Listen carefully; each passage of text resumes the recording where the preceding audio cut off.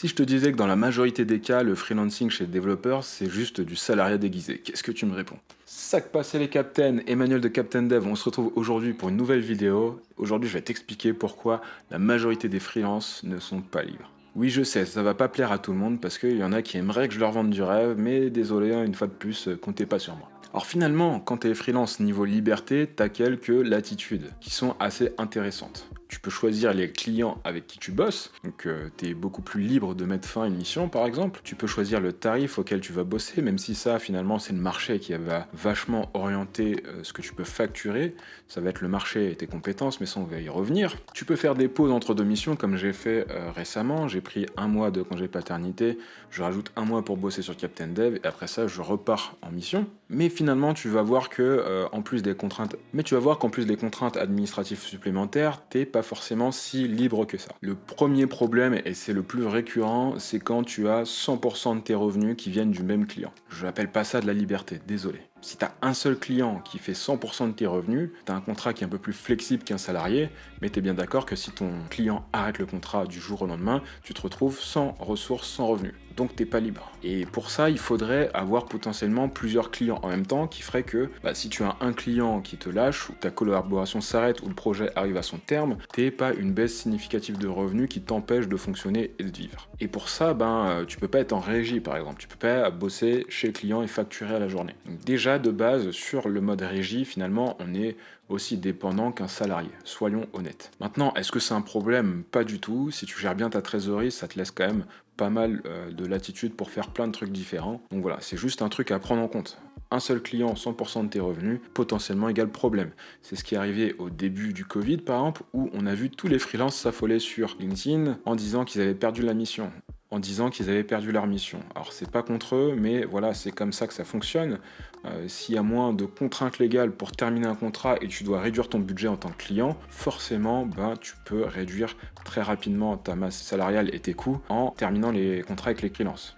On n'est pas libre quand on est en régie et qu'on est traité quasiment comme un salarié. T'as bien entendu. Quand t'as ton client qui te paye tous les jours à la journée, mais que tu dois respecter des horaires, il valide entre guillemets tes congés, même si d'un point de vue purement légal, il ne devrait pas. Tu as des one-to-one comme un employé, donc tu as le même suivi. Tu es invité potentiellement au séminaire. Ça, c'est un point qui est ultra positif parce que ça te permet de construire ta relation avec l'équipe, mais ça peut être aussi vu par certains, et moi je le pense de plus en plus comme ça, comme un levier. On t'a payé le séminaire, maintenant reste, investis-toi encore plus. Donc voilà, il faut comprendre que on n'a rien sans rien. Et quand tu es freelance et que parfois tu es managé par des managers d'une équipe, tu as exactement la même position qu'un salarié. La seule différence, et dans la majorité des cas, c'est que ta fiche de paye, c'est toi qui vas te la faire. Est-ce que c'est un problème? Moi, ça me pose pas tant de problème, mais il faut juste le savoir et l'accepter et que tout le monde soit d'accord. Tu peux pas accepter un TJM, bosser en régie et du jour au lendemain dire attention les gars, je fais ce que je veux. C'est pas possible. Ton client va mal le prendre. Donc voilà, finalement, tu te rends compte que si tu es en régie et que tu factures la journée comme moi, tu as pas mal de contraintes qui reviennent à du salariat. Donc tu vois, on n'est pas si loin du salariat que ça. Troisième point, t'es pas libre quand tu dépends d'une plateforme. Et ouais, je veux pas cracher sur les plateformes parce que moi-même je les utilise et si tu fais gaffe, j'ai mon petit lien d'affiliation Comet juste en dessous avec qui j'ai déjà fait une mission et ça s'est très bien passé. Mais il faut quand même se rendre compte que, là je parle pour les plateformes en général, je parle pas forcément de Comet. Quand tu bosses via une plateforme, tu es dépendant de l'algorithme d'une plateforme.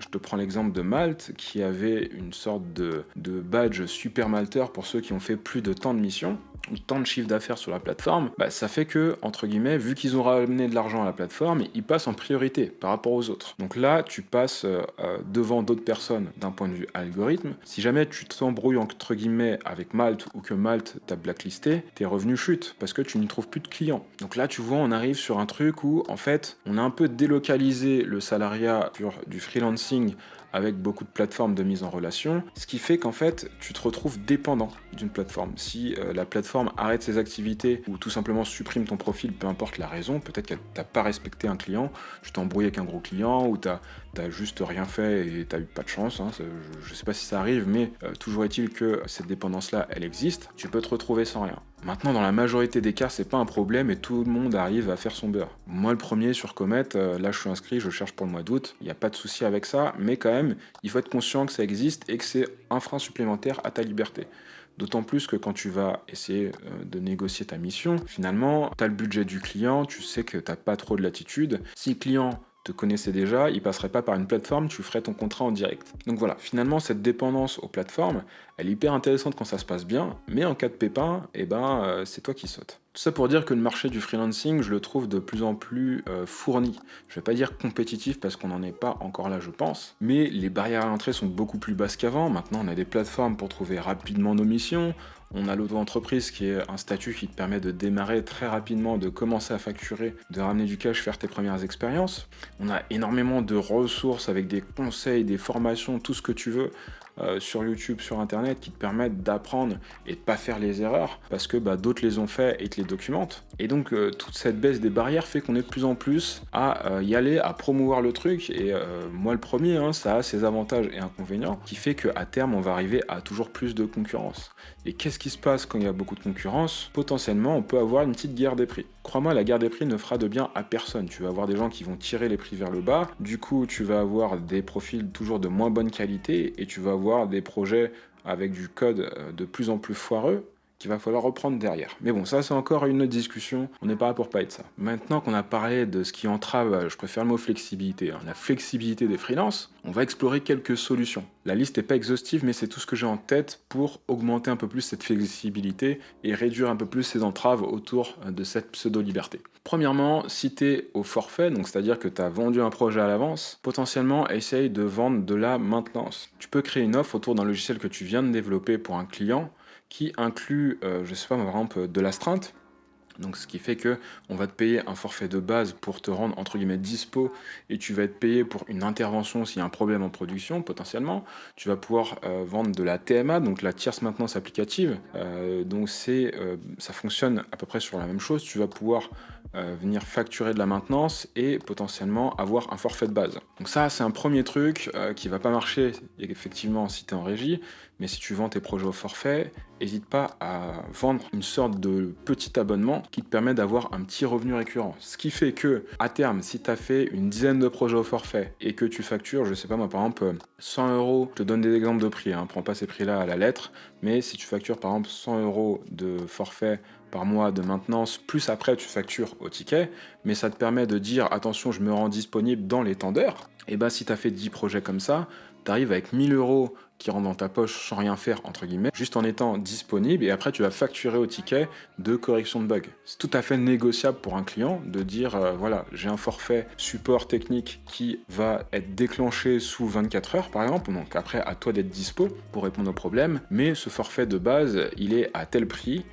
que vous m'appeliez ou pas, et après quand vous m'appelez, j'applique potentiellement une réduction ou autre, ça c'est à toi de négocier. Ça c'est un premier point.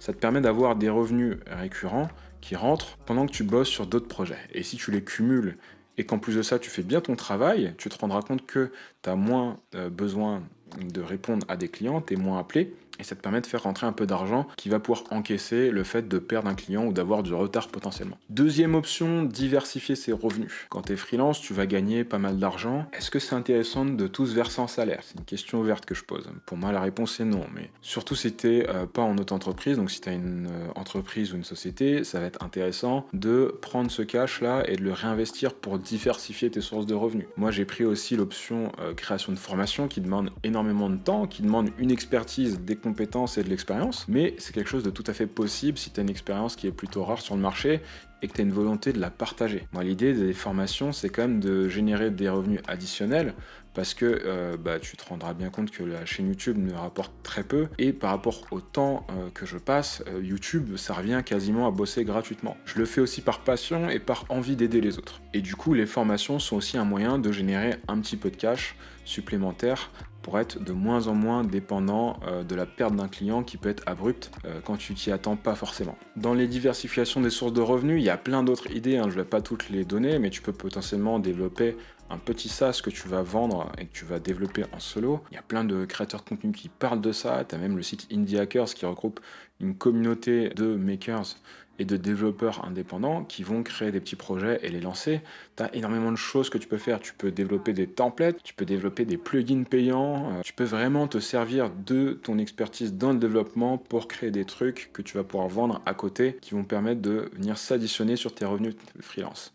Et le freelancing est hyper intéressant pour ça parce que c'est à toi de gérer ton temps entre les missions ou entre les clients, peu importe, pour bosser sur ce genre de projet. Troisième point, c'est étendre son réseau et sa réputation. Ça, c'est un truc qui est de plus en plus facile à faire. On ne se rend pas compte à quel point un post sur LinkedIn par jour ou un ou deux tweets par jour peut te permettre d'engranger un réseau professionnel de gens qui vont avoir envie de bosser avec toi parce que tu auras su raconter une belle histoire, tu auras su donner de l'information technique hyper avancée, tu auras su juste partager tes apprentissages, ton parcours. Et c'est des formats qui demandent très peu de boulot. Contrairement à une vidéo YouTube où je vais devoir avoir une idée, ça c'est facile, écrire un plan, enregistrer la vidéo, faire le montage, la publication, répondre aux commentaires. Les plateformes écrites comme Twitter où tu peux faire des threads, tu peux le faire en 10 minutes par jour. T'as une idée, bam bam, t'écris, tu peux même grappiller un peu sur la taille des mots, l'orthographe, personne t'en voudra sur Twitter. Si mon montage est explosé sur YouTube, je peux te garantir qu'en fait ça me coûte très cher, parce que je vais passer plusieurs heures, voire des journées à bosser une vidéo que les gens vont arrêter de regarder au bout de 30 secondes. Donc être présent sur Twitter et LinkedIn, j'en parle dans mes formations, c'est vraiment le truc le plus important pour les développeurs et surtout les freelances. Ça vous permet de prospecter quasiment en automatique parce que vous allez parler de vous et vous allez montrer à vos prospects, donc vos futurs clients, que vous existez. Par rapport à son réseau, le truc hyper important, c'est de soigner les relations avec tes anciens clients. Tes anciens clients avec qui c'est bien passé forcément, et si t'as pas fait n'importe quoi, ça se passe toujours bien. Même quand ça se passe mal, il faut partir en bon terme. Et ben en fait, tu vas pouvoir te servir de ta réputation pour retoucher tes anciens clients. Et il n'y a rien de mieux que de rappeler un ancien client et de dire « Coucou, comment ça va? Comment avance le projet? J'espère que tu vas bien. Moi, j'ai de la dispo de temps à temps. Est-ce que ça t'intéresse ?» Ça, c'est un truc qui peut te sauver un trimestre potentiellement.